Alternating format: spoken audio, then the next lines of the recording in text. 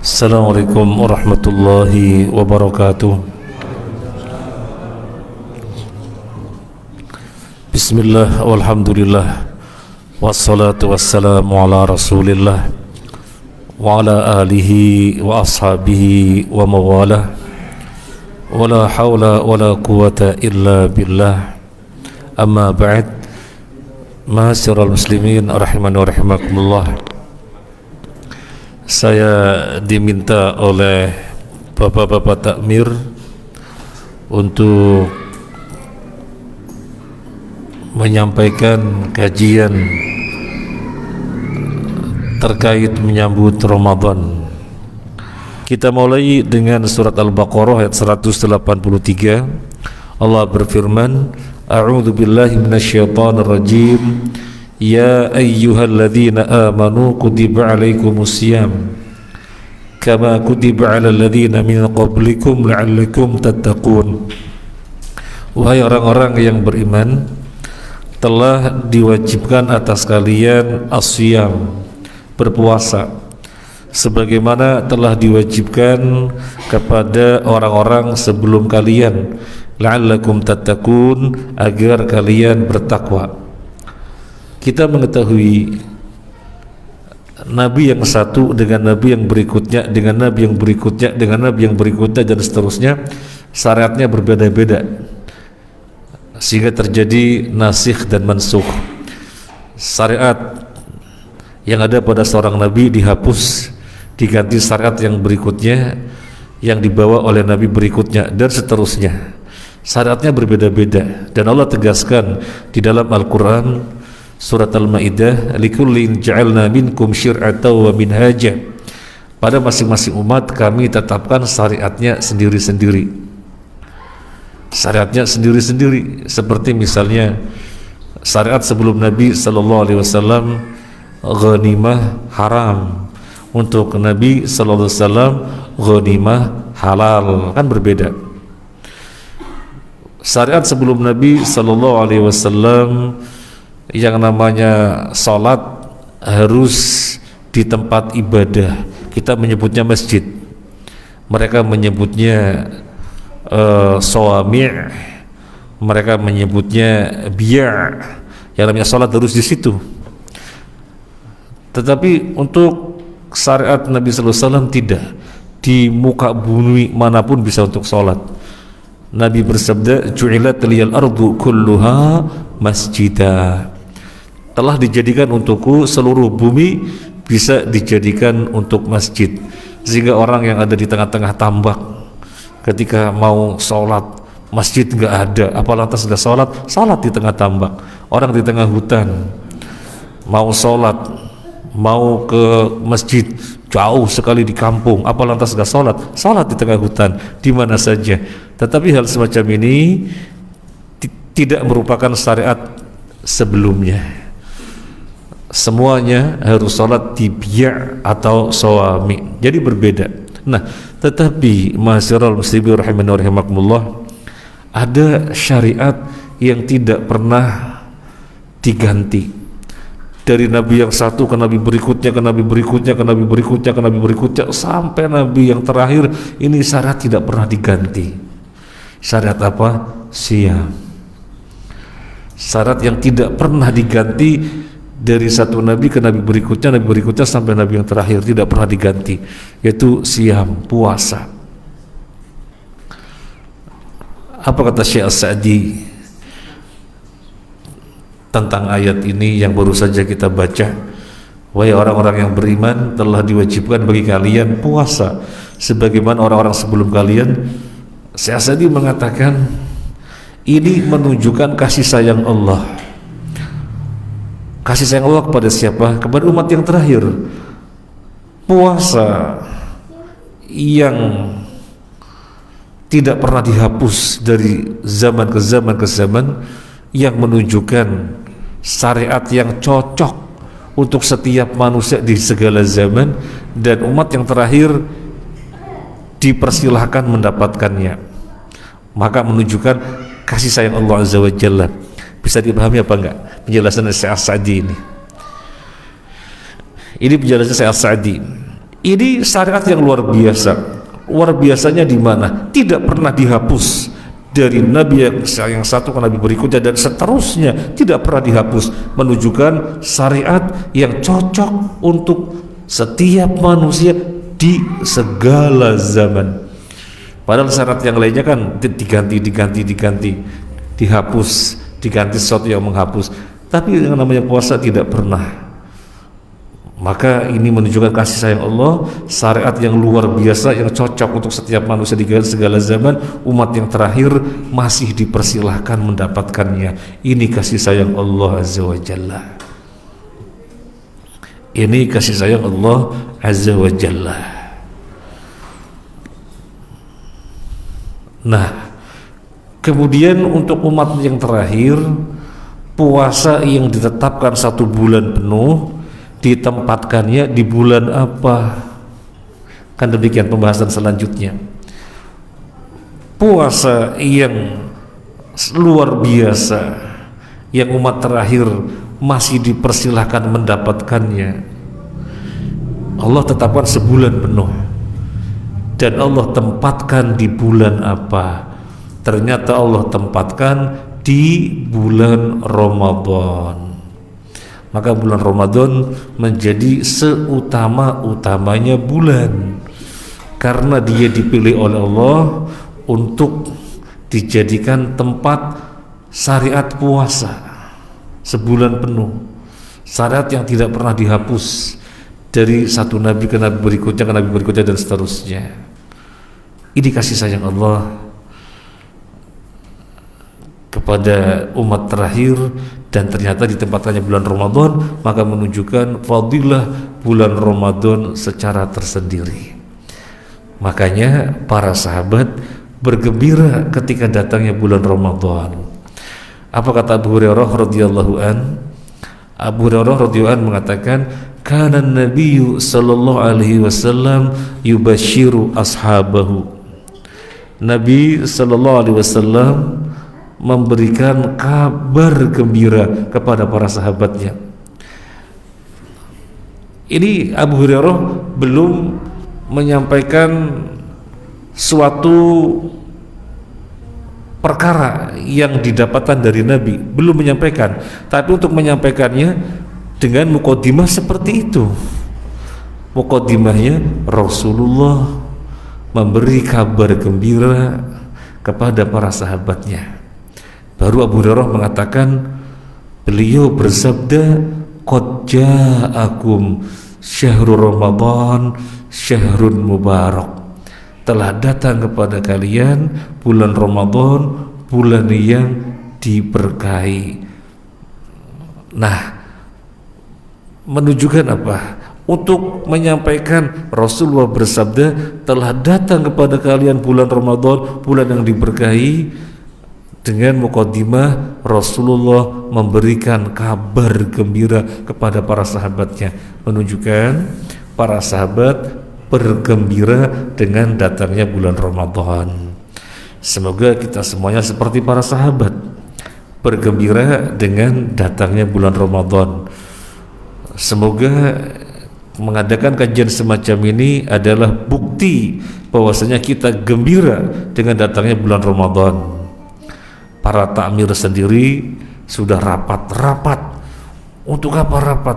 Membahas Ramadan. Nah, maka musyawarah rapat semacam itu semoga merupakan bukti bergembiranya kita semuanya dengan datangnya bulan Ramadan, sehingga kita seperti para sahabat radhiyallahu anhum ajma'in. Jangan sampai ada di antara kita malah sedih dengan datangnya bulan Ramadan. Waduh, Ramadan lagi. Biasanya siang minum es cincau, sekarang nggak bisa dah. Ya, sedih gitu ya.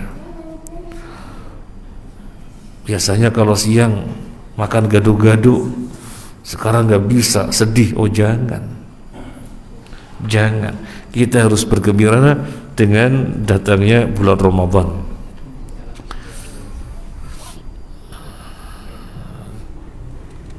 Apa saja kelebihan bulan Ramadan sehingga para sahabat bergembira? Kelebihannya banyak sekali, keutamaannya banyak sekali. Di antaranya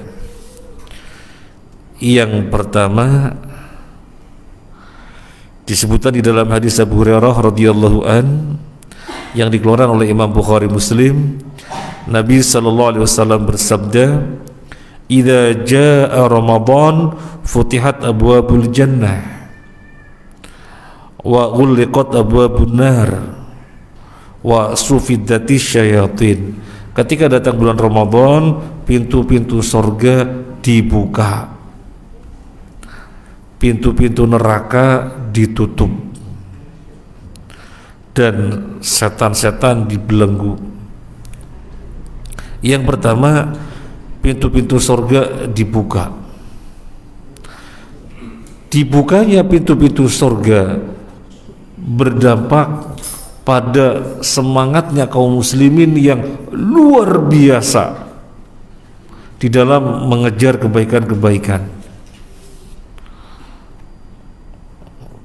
Lomba-lomba baca Quran, sebanyak-banyaknya hatam, berlomba-lomba bersedekah. Sebagaimana Nabi, kata Ibnu Abbas, orang yang paling dermawan, tapi beliau lebih dermawan lagi di bulan Ramadan. Maka kita pun berlomba-lomba. Nah, jadi dampak dibukanya pintu-pintu surga luar biasa. Kaum muslimin semangatnya berlebih-lebih. Lomba-lomba apa lagi? Biasanya enggak qobliyah, enggak ba'diyah.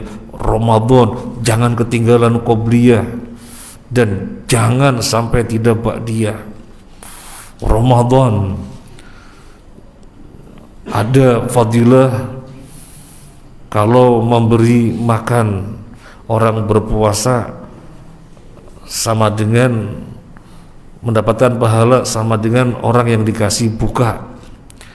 Berapa orang dikasih buka, sehingga dilihat orang berlomba-lomba memberi buka puasa di masjid-masjid.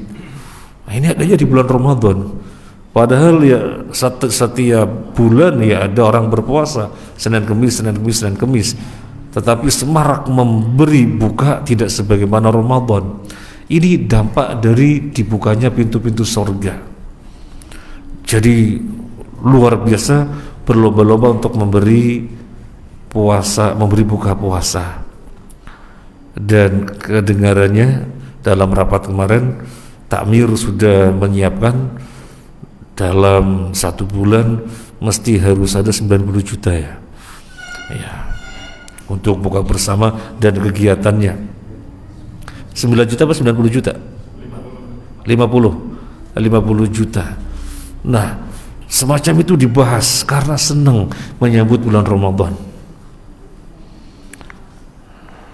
Kemudian berlomba-lomba apa lagi? Mumpung bulan Ramadan bisa silaturahim. Kalau memang dekat berkunjung, kalau memang jauh ya sebisanya, WhatsApp, telepon dan yang lainnya. Berlomba-lomba. Termasuk nggak ketinggalan di dalam bulan Ramadan dijumpai percetakan Quran besar-besaran. Setiap bulan Ramadan dibagi-bagi ke berbagai penjuru, dan kebaikan-kebaikan yang lain. Intinya kaum muslimin berlomba-lomba sedemikian rupa. Kenapa? Pengaruh dibukanya pintu-pintu surga. Kemudian ditutupnya pintu-pintu neraka berdampak luar biasa juga. Berdampak pada kekuatan kaum muslimin untuk mengekang hawa nafsunya. Biasanya di luar Ramadan masih suka-suka lihat sinetron. Selama Ramadan enggak lihat sinetron sama sekali, Masya Allah. Dan bahkan TV dimatikan, kecuali TV dakwah yang full dakwah. Nah, ini dampak ditutupnya pintu-pintu neraka. Kemudian suka-suka terlewatkan sholat jamaah di bulan Ramadan. Orang tidak ketinggalan sholat jamaah yang semoga berkelanjutan pada bulan-bulan yang berikutnya, dan seterusnya. Ini dampak ditutupnya pintu neraka. Orang lebih berkekuatan untuk mengangkat hawa nafsunya, lebih berkekuatan. Mau bohong, waduh jangan bohong, nanti puasanya sekedar sah, nggak dapat pahala. Kuat menahan lidah. Biasanya kalau lihat sesuatu gatel, pengennya ghibah dalam bulan Ramadan, lebih kuat untuk menahan ghibah. Ini dampak ditutupnya pintu-pintu neraka. Kemudian wasufidati syayatin, setan-setan dibelenggu. Maksudnya setan-setan siapa yang dibelenggu? Setan dari bangsa jin. Kalau setan dari bangsa manusia tidak dibelenggu.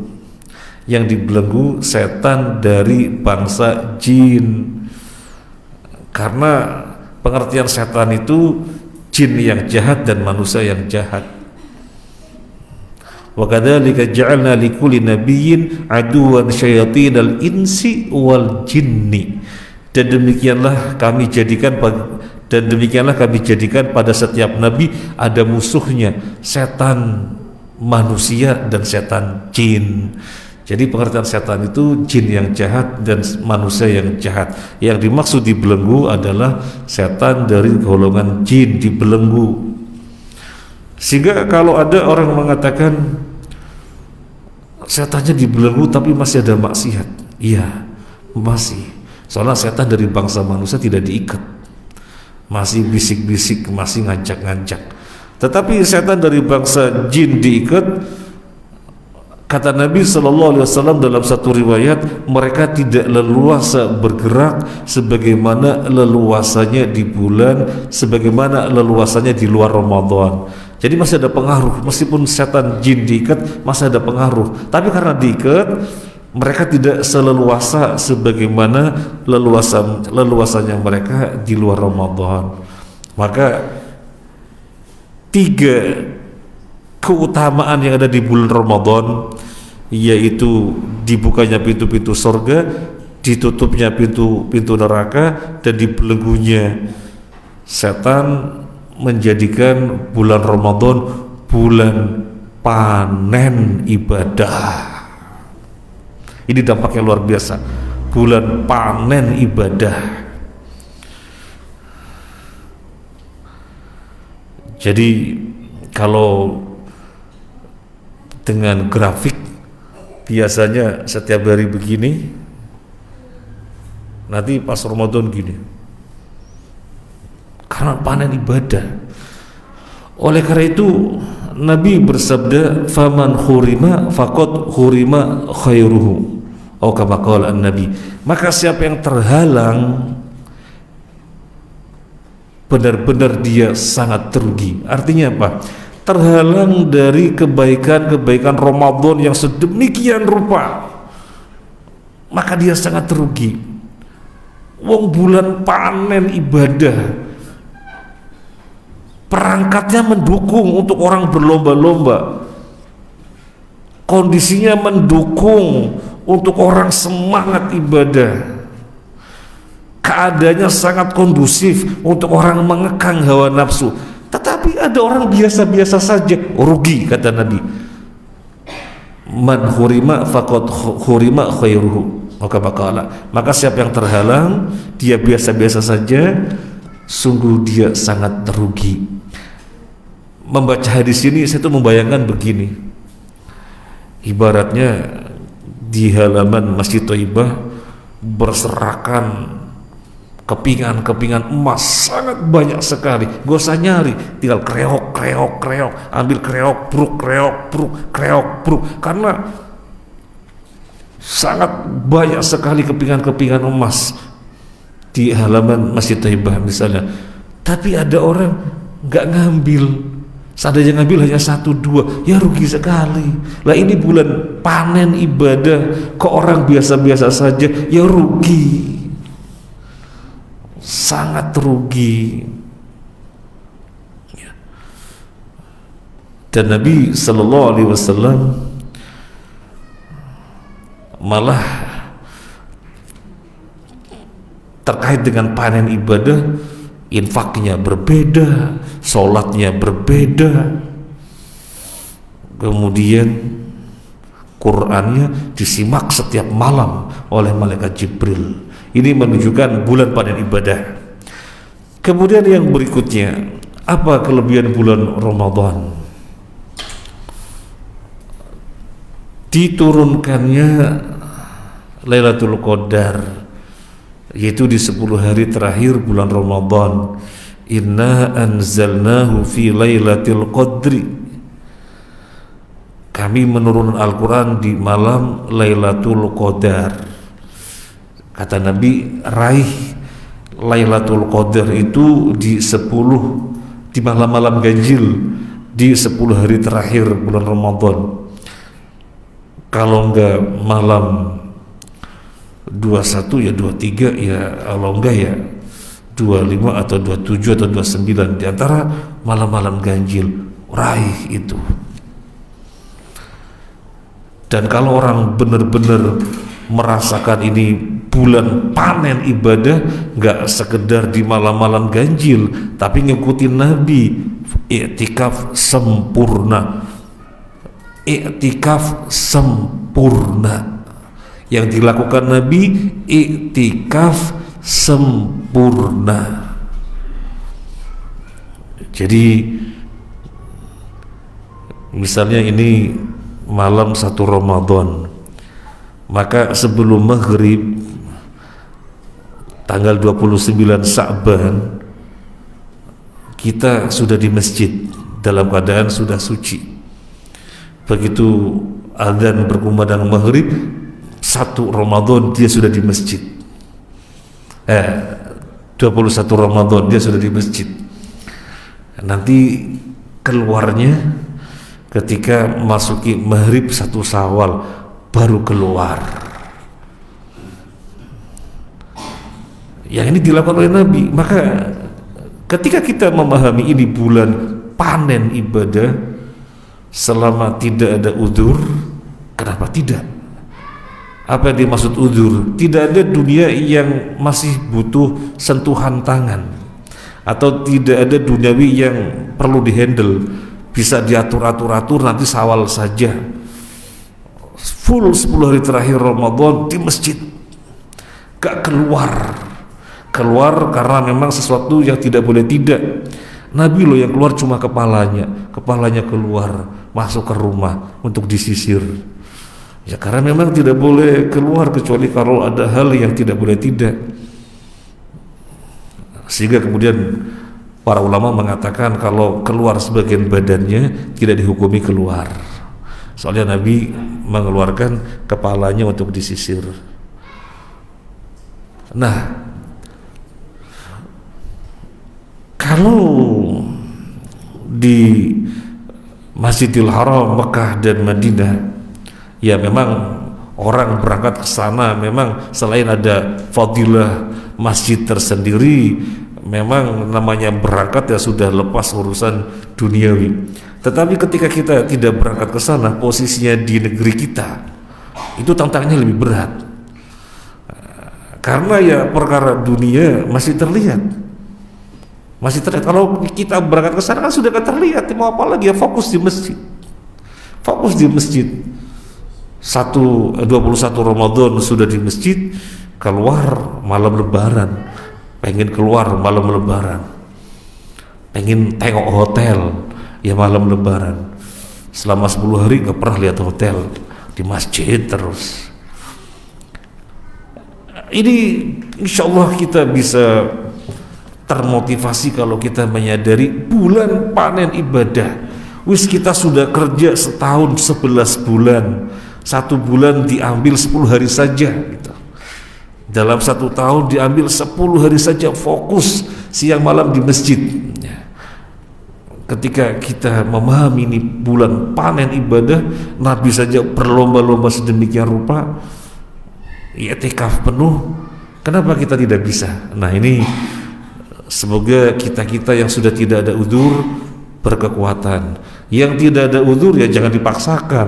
Yang namanya kantor mewajibkan masuk, kemudian meninggalkan kantor, kantornya marah, dipecat, ya, salah dia, namanya masih ada uzur karena dia terkait dengan instansinya, terkait dengan kantornya. Nah, tetapi kalau misalnya menentukan sendiri bebas sepenuhnya, cara berpikir, waktu sudah bekerja 1 tahun 11 bulan, tak ambil 10 hari saja, bismillah, bisa, insya Allah bisa, asal azabnya kuat bisa. Nah, jadi kembali kepada masalah Lailatul Qadar adanya di bulan Ramadan. Dan apa itu Lailatul Qadar? Lailatul Qadar adalah suatu malam yang kebaikannya melebihi 1000 bulan. Wa ma adraka ma Lailatul Qadri, Lailatul Qadri khairum min alfi syahrin. Apa yang kamu tahu tentang Lailatul Qadar? Lailatul Qadar itu malam yang lebih baik daripada 1000 bulan. Ketika Lailatul Qadar turun dengan turunnya para malaikat, maka siapa yang sedang beribadah di waktu itu, ibadahnya sama dengan ibadah yang dilakukan selama 1000 tahun, 1000 bulan. 1000 bulan ya kurang lebih sekitar 83 tahun begitu. 83 tahun sekian bulan, padahal hanya baca Quran. Pas itu Lailatul Qadar, maka kita membaca Al-Quran nilainya sama dengan membaca Al-Quran selama 83 tahun, sama dengan nilainya membaca Al-Quran 1000 bulan, lebih dari 1000 bulan. Dan adanya di bulan Ramadan. Gimana para sahabat tidak senang, dan bagaimana kita tidak senang? Harus senang, harus senang. Kenapa Allah beri kelebihan yang luar biasa untuk umat Nabi Sallallahu Alaihi Wasallam ini? Ini kasih sayang Allah. Umat terakhir secara fisik kecil-kecil, pendek-pendek, tidak sebagaimana umat yang sebelumnya tinggi-tinggi besar, kuat-kuat. Dan ada pada orang Bani Israel, dia selama 1000 bulan malamnya qiyamul lail, siangnya jihad, malamnya qiyamul lail, siangnya jihad. Hal semacam ini tidak akan bisa dilakukan oleh umat Nabi Sallallahu Alaihi Wasallam, gak akan bisa. Selama 1000 bulan, 83 tahun, malamnya qiyamul lail, siangnya jihad, terus seperti itu. Apa kemudian umat Nabi Sallallahu Alaihi Wasallam, umat yang terakhir, dibiarkan ketinggalan, terlewatkan banyak fadilah? Allah sangat sayang sekali kepada umat Nabi yang terakhir, tidak dibiarkan ketinggalan, meskipun amalannya tidak sebanyak dan sebesar mereka, tapi fadilahnya menyamai. Cukup dengan mendapatkan Lailatul Qadar, lagi berbuat kebaikan apa, sama dengan yang dilakukan oleh orang tadi, berbuat 1000 bulan. Masya Allah. Bagaimana tidak senang dengan datangnya bulan Ramadan. Kemudian yang berikutnya, kalau kita melihat Al-Baqarah yang tadi kita baca, tujuan puasa apa? Kata Allah, la'allakum tattaqun, agar kalian bertakwa. Apa korelasinya puasa dengan takwa? Seakan-akan hanya puasa saja yang berdampak kepada ketakwaan. Bukankah ibadah-ibadah yang lainnya juga karena ketakwaan? Tetapi di sini dengan tegas dan secara tersendiri telah diwajibkan bagi kalian berpuasa sebagaimana orang-orang sebelum kalian, agar kalian bertakwa. Ini kan artinya perhatian tersendiri kepada bulan, kepada puasa di dalam Ramadan terkait dengan ketakwaan. Dan memang kalau kita renung-renung, dampaknya memang sangat besar sekali puasa kepada ketakwaan. Sekarang begini, berapa jam kita berpuasa dari subuh sampai maghrib? Katakan 12 jam. Katakan 12 jam. Di negara lain ada yang sampai 14 jam, 15 jam, 16 jam, bahkan ada yang 20 jam. Kita di Indonesia rata-rata stabil, nggak selisih dari tahun ke tahunnya tidak ekstrim. Ya rata-rata 12 jam katakan. Rata-rata 12 jam. Wong pernah sampai 14 jam saja di Madinah kita kelabahkan gitu ya. Waduh lama sekali, karena biasa 12 jam, harus 14 jam. Nah rata-rata 12 jam. Sekarang berapa menit? Selama 12 jam berapa menit? Berapa detik? Kita ngekang gak bohong, ngekang gak dengerin perkataan buruk, ngekang gak lihat perkara-perkara kemaksiatan. 1 menit menjadi 2 menit menjadi 1 jam, 1 jam jadi 2 jam, jadi 3 jam, jadi sehari, jadi 2 hari menjadi 1 pekan, 1 pekan jadi 2 pekan, jadi 3 pekan, 3 pekan menjadi 1 bulan. Masya Allah, 1 bulan benar-benar kita ini digembleng. Sehingga hasilnya apa? Hasilnya muraqabahnya sangat kuat. Ini hasilnya, muraqabahnya sangat kuat. Mau hibah, jangan hibah, nanti batal pahalanya.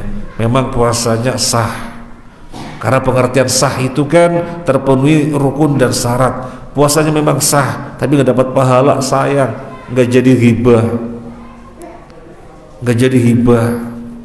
Mau curang, waduh jangan curang. Mau dolim, nakal, waduh jangan dolim, jangan nakal. Mau bertengkar, waduh jangan bertengkar. Sampai Nabi ngajari, kata kalau ada orang ngajak tengkar, bilang saya lagi puasa, karena biar jangan sampai bertengkar. Soalnya nanti bisa nggak sempurna puasanya, sekedar sah saja nggak dapat pahala. Siapa yang mau? Sehingga orang harus bertahan dengan dirinya, harus bergumul dengan hawa nafsunya, melawan dirinya. Dari detik menjadi menit, menit menjadi jam, jam menjadi hari, hari menjadi 1 pekan, dan seterusnya sampai 1 bulan. Benar-benar muraqabahnya kuat sekali. Muraqabah itu perasaan diawasi oleh Allah. Perasaan diawasi oleh Allah sangat kuat sekali. Dan ini selama 1 bulan digembleng muraqabahnya. Bagaimana tidak menghasilkan ketaatan, ketakwaan? Bagaimana tidak menghasilkan ketakwaan? Pasti mendapatkan ketakwaan yang luar biasa. Maka di sini la'allakum tattaqun. Sebenarnya itu orang kurang ajar itu. Mau saya labrak Ramadan, ditunda nantilah. Sebenarnya ini orang curang, mau tak ajak bertengkar, jangan. Ramadan ini, nanti puasa saya sekedar sah saja, gak mau saya kalau gak ada pahalanya. Nah demikian ya. Jadi kita menyampaikan fadilah Ramadan. Kemudian Masyiral Muslimin rahimakumullah, kita memasuki fadilah puasa. Mungkin 1 poin saja ya, 1 poin saja tentang fadilah puasa. Riwayat Abu Hurairah radhiyallahu an, dia mengatakan qala Rasulullah sallallahu alaihi wasallam, Rasulullah sallallahu alaihi wasallam bersabda, kullu amal ibni adam yudha'afu al-hasanatu asyru amthaliha ila 700 dhi'fin qala azza wa jalla illa shaum fa innahu li wa adzi bihi. Kata Nabi sallallahu alaihi wasallam, setiap amalan manusia itu dilipat gandakan pahalanya mulai 10 kali lipat sampai 700 kali lipat. Jadi kita beramal ta'lim seperti ini minimal 10 kali lipat, minimal 10 kali lipat. Katakan dalam matematika kita 1 kali lipatnya berapa? Misalnya ta'lim 1 kali lipatnya 10, berarti 10 kali lipat 100, minimal dapat pahala 100. Itu minimal. Bisa jadi di antara kita ada yang untuk ta'lim tidak dengan kemudahannya, tapi cukup jauh pun ternyata harus melawan hujan, pakai jas hujan. Pakai jas hujan juga ternyata lampu mati, wah harus gelap-gelap, ada jegongan banjir, wah itu beda. Jadi tidak sama ya. Tidak sama, tapi minimal 10 kali lipat. Sampai berapa? Sampai 700 kali lipat. Sampai 700 kali lipat. Siapa di antara kita yang dapat minimal, alhamdulillah minimal 10 kali lipat. Ya kalau lebih dari itu, Masya Allah. Itu sudah Allah tetapkan, amalan apapun minimal 10 kali lipat sampai 700 kali lipat. Kata Allah Azza wa Jalla, kecuali puasa. Puasa tidak ditetapkan demikian, minimal 10 kali lipat sampai 700 kali lipat. Puasa tidak ditetapkan demikian. Itu amalan-amalan yang lain. Untuk puasa tidak. Terus untuk puasa kenapa tidak sebagaimana amalan yang lain? Fa innahu li, karena puasa itu untukku. Kadang-kadang kita bingung, apa maksudnya puasa itu untukku? Memang ibadah yang lain bukan untuk Allah. Oh, kita sholat untuk Allah, kita berkurban untuk Allah, kita haji umroh baca Quran untuk Allah. Memang yang lainnya bukan untuk Allah. Di dalam hadis qudsi Allah berfirman, puasa tidak ditetapkan demikian 10 sampai 700 kali lipat. Soalnya puasa itu untukku. Wa ana adzibihi, akulah yang akan membalasnya. Jadi yang dimaksud puasa untukku adalah tidak ditetapkannya pahala sebagaimana yang lainnya, mulai 10 kali lipat sampai 700 kali lipat. Terus pahalanya berapa? Rahasia. Pahalanya berapa? Rahasia. Ya sesuai dengan karakter ibadah puasa itu sendiri, rahasia. Orang nggak bisa tahu itu masih puasa apa nggak ada yang tahu. Ya tahunya bulan Ramadan pada puasa. Siapa tahu dia keluar kota sebentar makan di sana di warteg atau di AW bukan WA, American warteg. Kemudian datang lagi, siapa yang tahu? Nggak ada yang tahu. Masuk kamar mandi, minum, nggak ada yang tahu. Jadi benar-benar rahasia. Sebagaimana karakter puasa rahasia, tidak ada yang tahu kecuali Allah.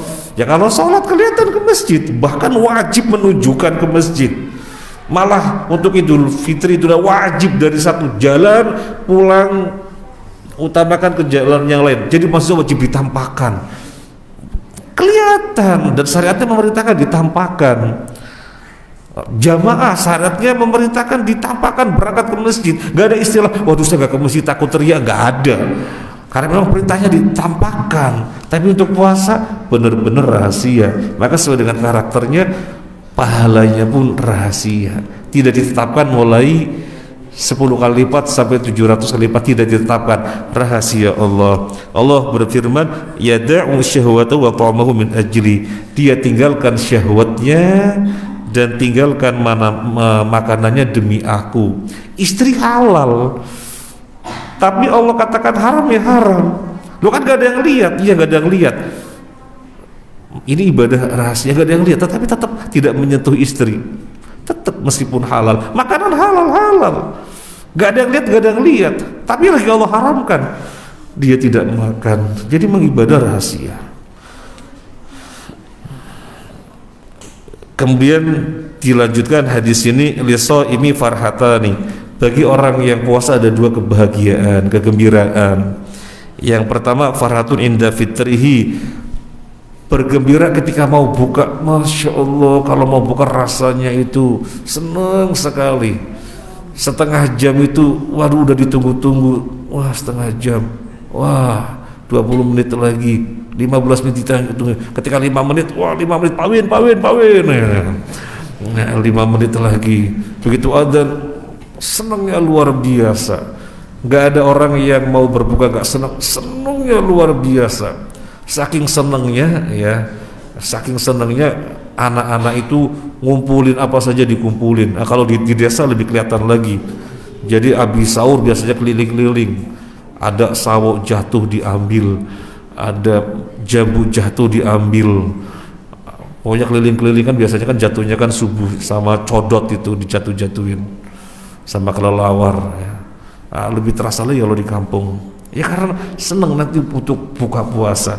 Nah, kapan gembira yang kedua? Inda liqa'i rabbih, ketika berjumpa dengan Tuhannya.